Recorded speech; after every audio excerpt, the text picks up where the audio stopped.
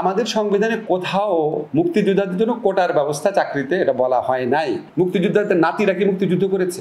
আশ্চর্য। যদি মন্ত্রীদের মধ্যে মুক্তিযুদ্ধের কোটা রাখেন, সামরিক বাহিনীতে মুক্তিযুদ্ধের কোটা রাখেন, পৃথিবীর কোনো দেশে এই সিস্টেম নাই। এখন আপনার লোকজন বলে পৃথিবীর কোনো দেশে কি মুক্তিযুদ্ধ হয়েছে? হ্যাঁ রে ভাই, হয়েছে। মানবজমিনের বিশেষ সাক্ষাৎকার অনুষ্ঠানে আপনাদের সকলকে স্বাগত জানাচ্ছি। আমি মারুফ হাসান। আজ আমার সঙ্গে রয়েছেন ঢাকা বিশ্ববিদ্যালয়ের আইন বিভাগের অধ্যাপক doctor Asif Nazrul sir. Sir, আপনাকে স্বাগত জানাচ্ছি। কেমন আছেন? ধন্যবাদ, ভালো আছি। আর বর্তমানে শিক্ষার্থীরা একটি আন্দোলন করছেন, যেটি কোটা আন্দোলন, যেটি 2018 সালেও হয়েছিল। আবার পুনরায় শিক্ষার্থীরা এই আন্দোলনটি শুরু করেছেন। এটি আপনি কিভাবে দেখছেন? শিক্ষার্থীদের যে আন্দোলন চলছে, কোটা সংস্কারের আন্দোলন, সেটার প্রতি আপনার গভীরভাবে সহানুভূতিশীল। কারণ এটা সাধারণ মানুষের সন্তানদের আন্দোলন। এই আন্দোলনের সাথে সাধারণ জনগণের রুটি রুজি জীবিকার সম্পর্ক রয়েছে। এমনি বাংলাদেশে চাকরি নাই। এখন আপনি সারা বছর কষ্ট করে পড়াশোনা করে এসে যদি দেখেন আপনার জন্য দ্বার রুদ্ধ হয়ে গেছে, তখন আপনি তো আন্দোলন করবেনই। এখন কেউ কেউ বলার চেষ্টা করছেন যে আচ্ছা, মুক্তিযোদ্ধাদের তো এই দেশের জন্য বিরাট অবদান আছে, তাদের জন্য কোটা। তাদের সাথে জন্য সবিনয়ে বলতে চাই, মুক্তিযোদ্ধাদের অবশ্যই অবদান আছে, অনেক বড় অবদান আছে। তাদের প্রতি আমরা সারা জীবন কৃতজ্ঞ। তাদের জন্য সরকার বিভিন্ন পদবী করেছে, বীর শ্রেষ্ঠ, বীর বিক্রম, বীর প্রতীক। তাদের জন্য ভাতার ব্যবস্থা আছে, অনেক ধরনের সুবিধার কথা আছে। ফাইন, এই সুবিধা দেওয়ার কথাই আমাদের সংবিধানে আর্টিকেল 15-তে বলা হয়েছিল। এটাকে বলে সামাজিক নিরাপত্তা। যে সামাজিক নিরাপত্তা মানে হচ্ছে, কনসেপ্টে হচ্ছে যারা নিজের মানে খুব আর্থিকভাবে দুরবস্থা আছে, তার জন্য রাষ্ট্র বিভিন্নভাবে অর্থের সংস্থান করবে, যেটা মুক্তিযুদ্ধ ভাতা হয়েছে। কিন্তু আমাদের সংবিধানে কোথাও মুক্তিযোদ্ধাদের জন্য কোটার ব্যবস্থা চাকরিতে এটা বলা হয় নাই। চাকরি সংক্রান্ত সুস্পষ্ট বিধান আমাদের সংবিধানে আর্টিকেল 29-এ আছে। সেখানে বলা হয়েছে চাকরি সরকারি নিয়োগের ক্ষেত্রে সবার অধিকার সমান, সবার সুযোগের অধিকার সমান। শুধুমাত্র নারী, শিশু এবং সমাজে যারা অনগ্রসর শ্রেণী আছে, অনগ্রসর শ্রেণী, এই ক্ষেত্রে চাকরিদানের ক্ষেত্রে অনগ্রসর শ্রেণীর জন্য রাষ্ট্র বিশেষ ব্যবস্থা করতে পারবে, এটা বলা হয়েছে। এখন এক নম্বর হচ্ছে, সংবিধানটা যখন আলোচনা হয় গণপরিষদ বিতর্ক, এখানে কোনো জায়গাতে মুক্তিযোদ্ধাদের অনগ্রসর শ্রেণী বলা হয় নাই। মুক্তিযোদ্ধাদের জাতির শ্রেষ্ঠ সন্তান বলা হয়েছে। তাদের অসীম আত্মত্যাগের কথা বলা হয়েছে। তাদের মধ্যে যারা পঙ্গু মুক্তিযোদ্ধা আছেন বা যে সমস্ত মুক্তিযোদ্ধা নিহত হয়েছেন, তাদের পরিবারের আর্থিক দুরবস্থার কথা বলা আছে বলে আর্টিকেল 15-তে ওনাদের জন্য সামাজিক নিরাপত্তা দেওয়ার কথা বলা হয়েছে। এই যে ভাতা দেওয়া, মুক্তিযোদ্ধা ভাতা, ফাইন, এটা ঠিক আছে। কিন্তু চাকরি দেওয়ার জন্য কোথাও বলা নাই। এমনকি গণপরিষদ বিতর্কে একটা বার কোনো মানুষটা উত্থাপনও করে নাই। তা আপনি মুক্তিযোদ্ধাদের সামগ্রিকভাবে অনগ্রসর করে আপনি এটা দেখাচ্ছেন কোন গ্রাউন্ডে? এটা তো সংবিধান বিরোধী। আর আপনি সাধারণ কমন সেন্সে দেখেন, আমাদের জিয়াউর রহমান সাহেব মুক্তিযোদ্ধা ছিলেন। এখন তারেক রহমান বা জাইমা রহমান কি মুক্তিযুদ্ধ কোটায় চাকরি পাওয়ার অধিকার রাখে? আমাদের ওবায়দুল কাদের সাহেব, উনি বলেন উনি মুক্তিযোদ্ধা ছিলেন। ওনার পরিবার কি মুক্তিযুদ্ধের কোটা আসবে? 250-টিরও বেশি ডিজাইন অপশন নিয়ে ওয়ালটন স্মার্ট ফ্রিজ, বোঝে আপনার প্রয়োজন। আমাদের সাবেক প্রেসিডেন্ট জিল্লুর রহমান, ওনার ছেলে পাপন, ওনার পরিবার কি মুক্তিযুদ্ধ কোটা আসবে? ওনার কি অনগ্রসর? ওনারা কি অনগ্রসর? এই সরকারের যতগুলা মন্ত্রী আছে তাদের মধ্যে 10-12 জন মন্ত্রী আছেন। আমাদের প্রধানমন্ত্রী তো বাংলাদেশের সবচেয়ে বড় মুক্তিযোদ্ধা পরিবারের সদস্য। ওনারা কি অনগ্রসর? হাস্যকর একটা ব্যাপার না? আপনি ঢালাওভাবে কিভাবে মুক্তিযোদ্ধাদের অনগ্রসর বলেন? ঢালাওভাবে মুক্তিযোদ্ধাদের অনগ্রসর বলা তো তাদেরকে অপমান করা। আপনি তাদেরকে সাবহিউম্যান লেভেলে আপনি তাদেরকে অভিহিত করছেন। কোনোভাবেই এটা করতে পারেন না, আপনি তাদেরকে অপমান করছেন। এটা হচ্ছে একটা আপত্তি। সেকেন্ড হচ্ছে, মুক্তিযোদ্ধাদের জন্য অবশ্যই বঙ্গবন্ধু এই মুক্তিযোদ্ধাদের জন্য চাকরিতে একটা কোটার ব্যবস্থা করেছিলেন, এটা সত্যি। এটা 1973 সনে উনি করেছিলেন, 72 সনে একটা আইন দ্বারা। ওই আইনটাতেই বলা আছে এটা অস্থায়ী আইন। এটার নামই হচ্ছে ইন্টারিম রিক্রুটমেন্ট রুলস। তো এটা অস্থায়ী, ওটা ওই সময়ের জন্য করেছেন যারা জাস্ট যুদ্ধ করে আসছে।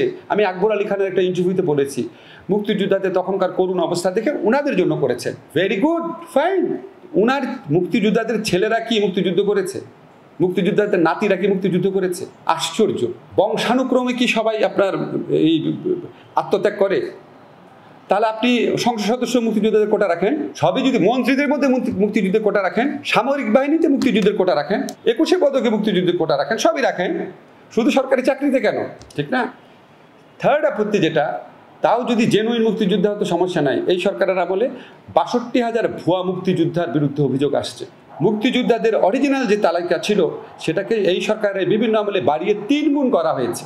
এর মধ্যে কোনো সচিব, এমনকি মুক্তিযোদ্ধা মন্ত্রণালয়ের সচিব, সেও দেখা গেছে সে ভুয়া মুক্তিযোদ্ধা ছিল না, পত্রিকায় আসছে। তা আপনি পুরো একটা ব্যবস্থা রাখবেন, এটা একটা দুর্নীতি বান্ধব ব্যবস্থা, এটা একটা সংবিধান বিরোধী ব্যবস্থা, এটা একটা মানে চরম বৈষম্যমূলক ব্যবস্থা।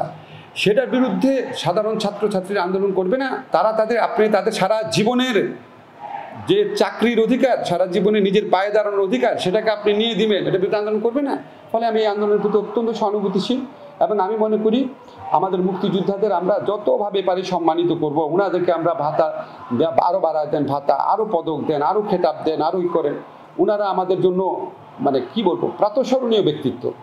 তো মুক্তিযোদ্ধাদের চাকরিতে কোটা দেওয়া, যেটা বঙ্গবন্ধু 73 সনে করেছেন ইন্টেরিম, অস্থায়ী হিসাবে, ওটা ওই সময় মিটমাট হয়ে গেছে।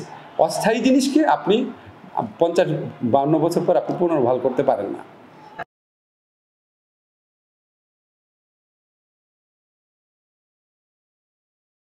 আদালতের বিষয়ে উনি ঠিক বলেছেন। এখানে আমার দুইটা জিনিস মনে করি, আমি আদালতের বিষয় থেকে সরকারের কিছু করণীয় নাই সেটা আমি মনে করি না।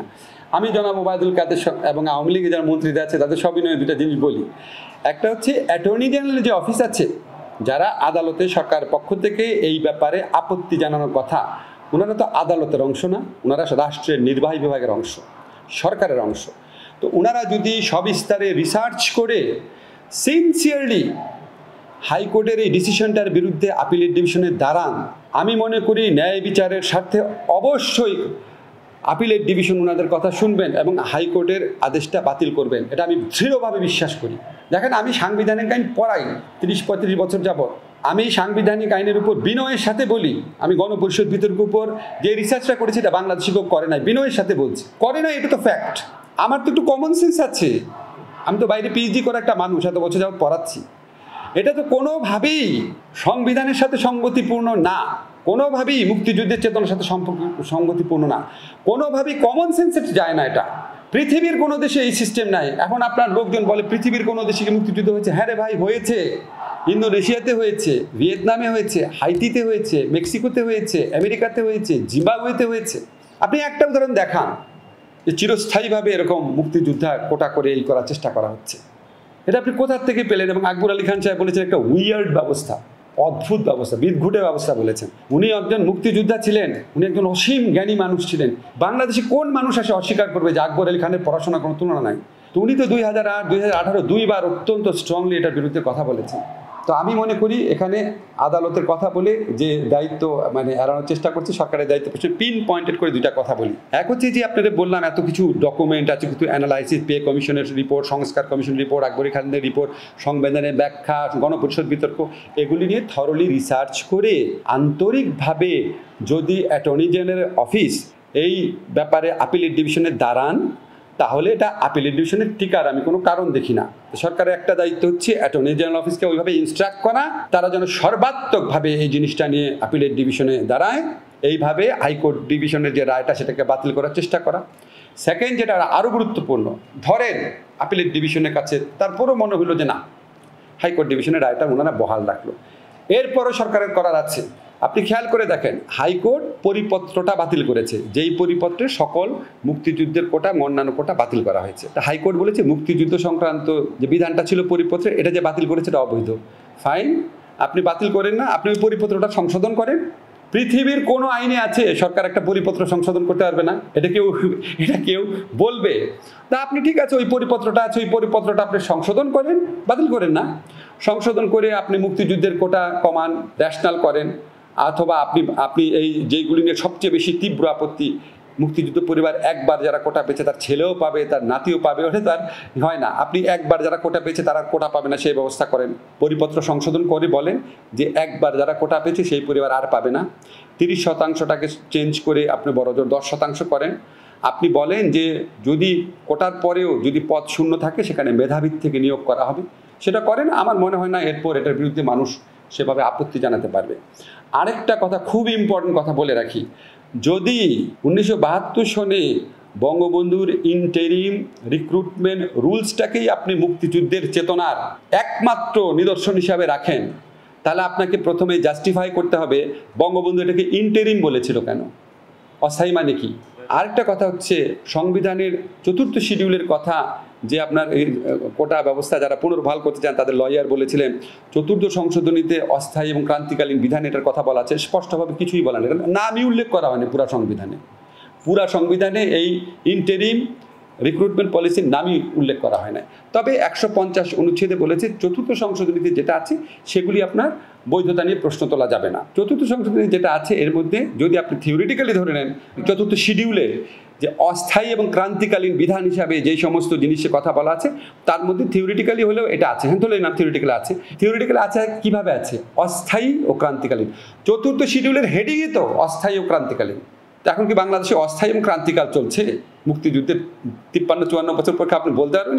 এটা করা হয়েছিল 150-এর মাধ্যমে করা হয়েছিল, যে বঙ্গবন্ধু যে প্রথমবার যে যাদেরকে চাকরি দিয়েছিলেন তার মধ্যে 350-এর মধ্যে মুক্তিযোদ্ধা ছিল, এই ইন্টারিম রিক্রুটমেন্ট পলিসি বা রুলস অনুযায়ী দিয়েছিলেন। ওইটা নিয়ে যেন আদালতে প্রশ্ন না তোলা হয় এই জন্য অনুচ্ছেদ 150-এর মাধ্যমে ওইটাকে বৈধতা দেওয়া হয়েছিল।